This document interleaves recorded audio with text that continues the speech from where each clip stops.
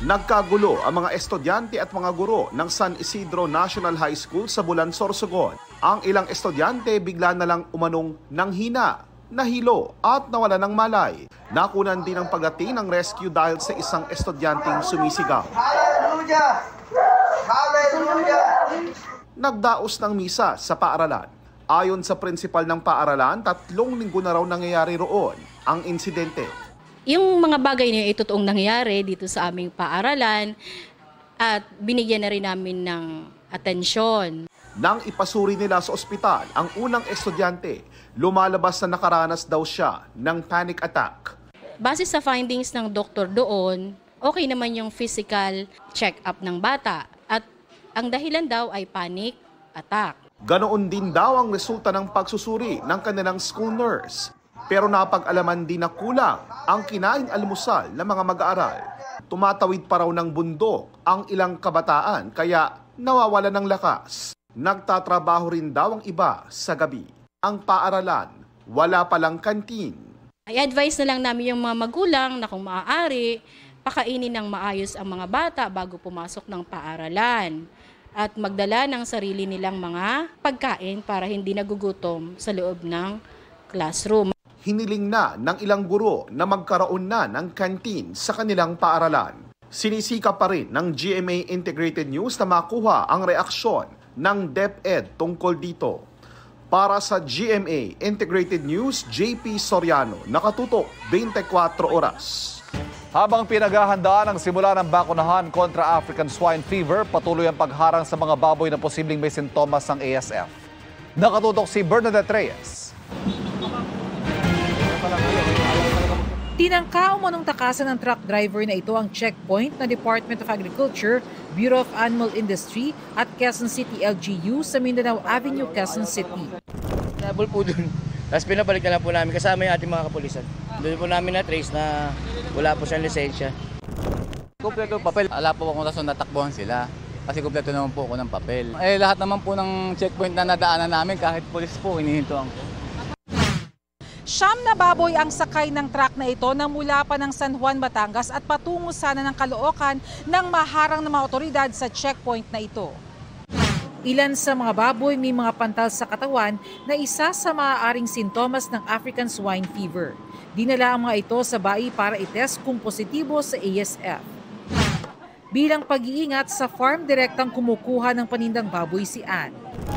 Sinisigurado po namin yung mga farm na kinukuha na namin, yung certified na may sila papeles para sigurado. Sa kabila nito, matumal pa rin ang bentahan ng karning baboy sa Blumentritt Market. Matumal talaga. Napakahirap. Ang matira ng baboy, ilang gunisa na lang para hindi masayang. Ayon sa Agriculture Department, marami ng hog raisers ang nagpahayag na nais nilang mabakunahan ng kanilang mga alagang baboy. Sa unang linggo ng Setyembre, inaasang magsisimula ang controlled vaccination. Ang isang vial ay 50 doses. Kailangan namin na igrupo sila ng 50 para pag binakunahan, walang masayang. Pero bago namin bakunahan, titingnan namin muna ang dugo ng mga baboy na babakunahan para malaman kung ito ay may kargang virus o wala. Para sa GMA Integrated News, Bernadette Reyes, nakatutok 24 oras. Imbis na pagkain in order, 5 hold-upper ang dumating sa mga naghihintay na customer na isang kainan sa Baras Rizal. Nakatutok si Von Aquino, exclusive. Sa kuha ng CCTV sa kainang ito sa Marilaki Highway, Barangay Pinugay, Baras Rizal, kita ang mga customer na naghihintay sa kanilang orders madaling araw ng Huwebes. Maya-maya, 5 naka-helmet ang dumating. Tinutukan sila ng baril at kinuha ang kanilang mga gamit. Ang isang customer, duguan ng ulo matapos hampasin ng baril sa ulo nang hindi ibigay ang kanyang cellphone sa mga holdupper.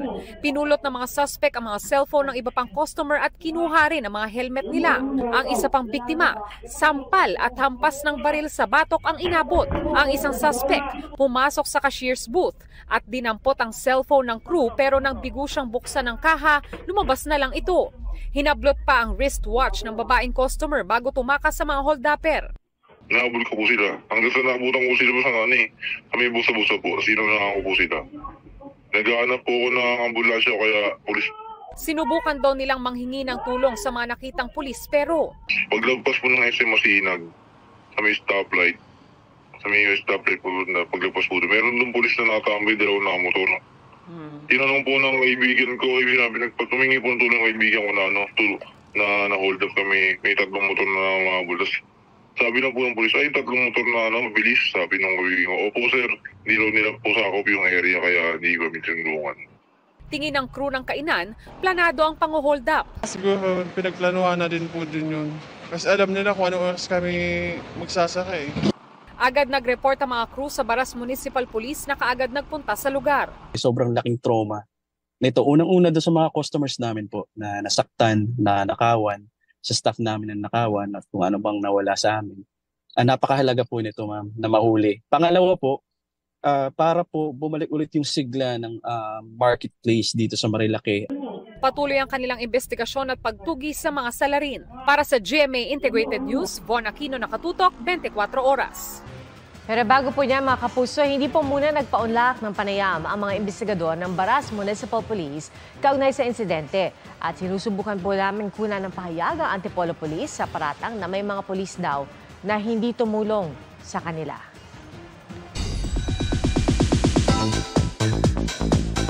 Future's gonna be okay dahil Army's right behind Yoongi. Sa gitna ito ng kinakaharap na drunk driving issue ni Suga ng BTS. Kagabi humarap siya sa investigasyon ng pulisya at nagsorry sa fans na kanya raw na-disappoint. Kasabay niyan, ipinakita ng BTS Army ang kanilang suporta sa idol rapper. Trending hanggang ngayon ang mga katagang We Love You Yoongi, Army's Trust Min Yoongi at Yoongi Never Walks Alone. Iniimbestigahan si Suga dahil sa pagmamaneho ng electric scooter habang nakainom. Walang naiulat na nasaktan o nasirang ari-arian dahil sa insidente.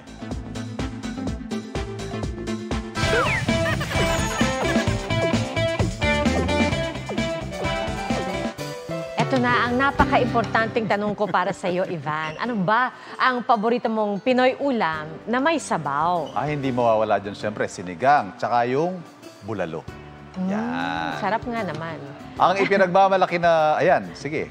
Sa akin kasi pwede sinigang, pwede bulalo, pero siguro dito kasi sa Pilipinas, syempre ang pinagmamalaki natin, parehong sinigang at bulalo, hindi mawawala yan. Humahana yan sa best soups in the world. Aba, syempre, talaga namang dapat lang itayo natin yung sinigang at bulalo. Pero ito, merong twist eh.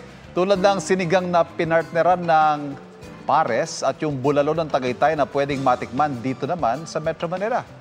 Aba, alamin natin yan sa Papagood Vibes ni Nico Wahe.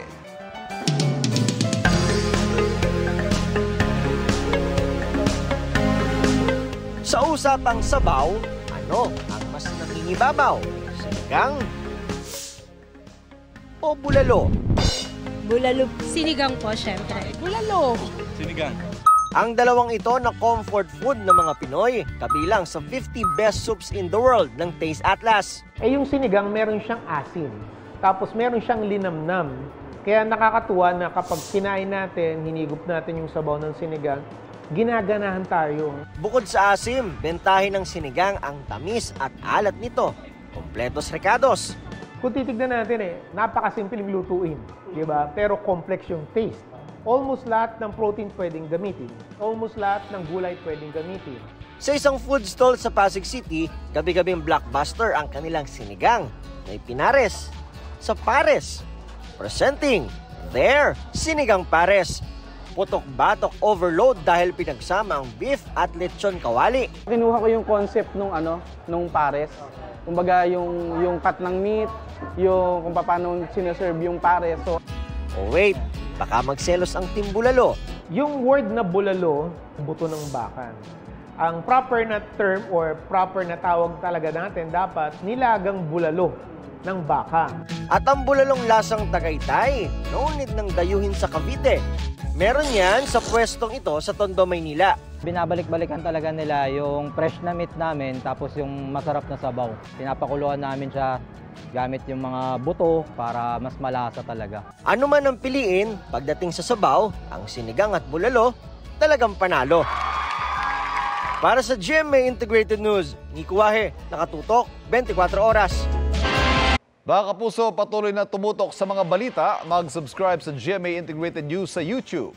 Sa mga kapuso abroad, samahan nyo kami sa GMA Pinoy TV at www.gmanews.tv.